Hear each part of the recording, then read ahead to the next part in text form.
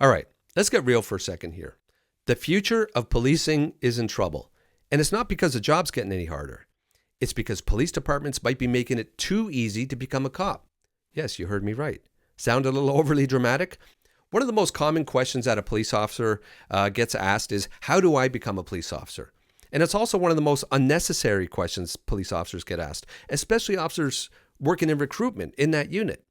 It says more about the state of policing today than most people realize, okay? And that goes for questions being asked in person online, so through the comment section or direct messages.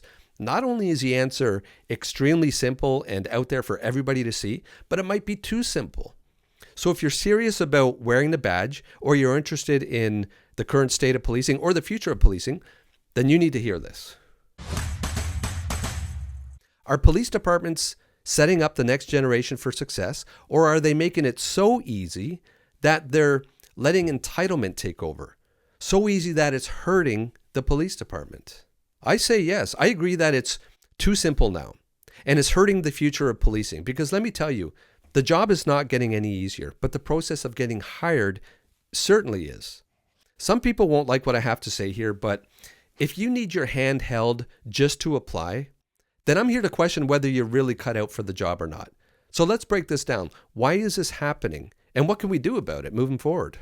When I became a police officer in the year 2000, you had minimal help, okay? I think they even kept the process difficult on purpose, because that way anybody who became a cop, they worked hard for it. They deserved it. You had to really do some digging into the process and figure it out. Now, it's like people want to be spoon-fed every little bit of information, every step along the way. Someone interested in applying could be assigned a recruiting mentor who will work with the candidate to make sure they get through the process with minimal stress. With some police services, a mentor will work with the candidate every step of the way, and even call you to follow up and make sure you're getting things in on time, to make sure you're following the clear guidelines. That did not happen back in my day. Again, if you want to apply, you had to really get off your butt and actually show up in person to some of these recruiting sessions. There was no convenient web page with step-by-step instructions that you could just find online in 30 seconds. You had to go to the station, or you had to go to headquarters, I should say, multiple times. Pick up the application, fill it out. No autofill forms, no click to submit. You attended question and answer sessions in person. There were directions on what you had to include with the application forms, and if you didn't have them, well then good luck. Try again in another year. And regarding the application submission forms and what needed to be included, it was hard. It was hard to get copies of your high school diploma or college transcripts. You had to mail out for them. Again, not click send to an email. You had to really put in the work, which made you even more proud when you applied and you made it and you were hired. Yes, I get that technology has made things easier, and that's fine. I use technology in every aspect of my life, personally and professionally, and I appreciate its ease of use. If you're watching this video right now, then you probably have access to technology and enough sense for how to search for something online. If you can't even take the initiative to go online and figure out how to apply for a job as a police officer, then maybe policing isn't for you. Here's a hard truth. Being a police officer requires a certain level of investigative skills. Take this as your first test.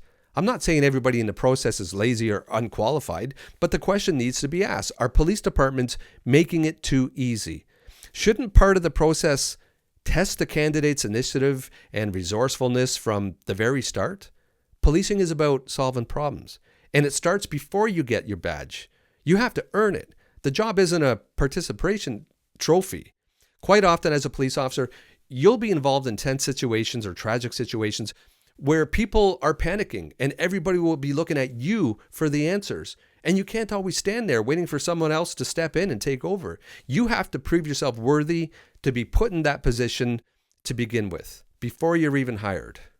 Now they have recruiting mentors, people to guide you through every step of the process.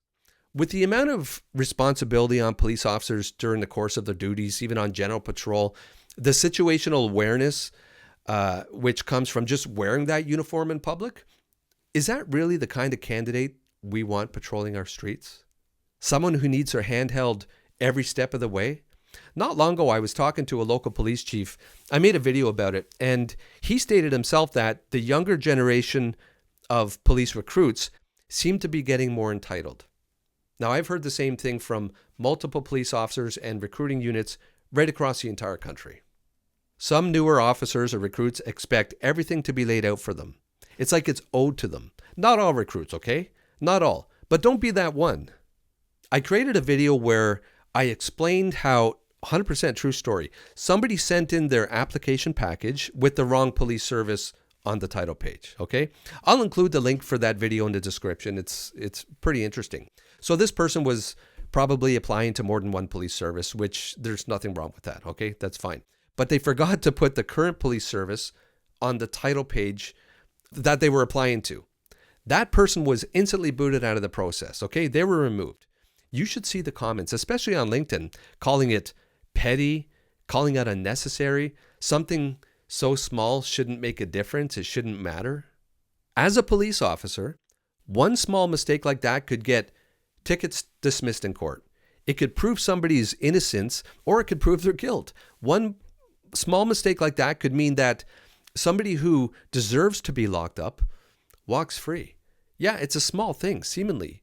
But you would think that something which affects you for the rest of your life, I mean, and maybe you've been planning this your entire life, you want to be a police officer, you would think that you would double or triple check every single detail before submitting your application, especially, again, with how easy they make it.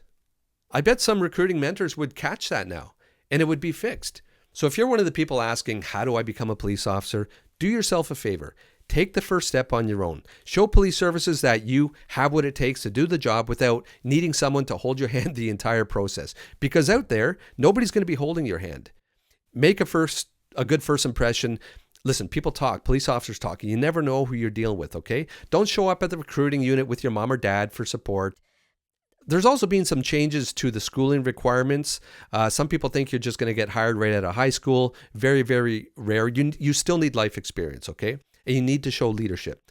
My dad got on when he was 20 years old in 1969. That wasn't uncommon then, but the age of maturity is a lot higher these days than it was back then. That's a whole other conversation, and I'm getting off topic. Before I wrap up, I have one unrelated piece of advice for new police officers, okay? Be yourself. Don't act how you think cops are supposed to act from what you've seen on TV and movies. Don't talk how you think cops are supposed to talk. Don't lose your humanity. Don't focus on trying to be a good police officer. Be a good human being and the rest will work itself out. Listen, folks, if you find my content helpful, please consider liking this video and subscribing. Lets me know I'm on the right track. If you have something to add, a comment, please leave it. I read every single one and I respond when it's appropriate to do so. So listen, thank you for watching. Be safe out there, look after one another, and I will see you in the next video.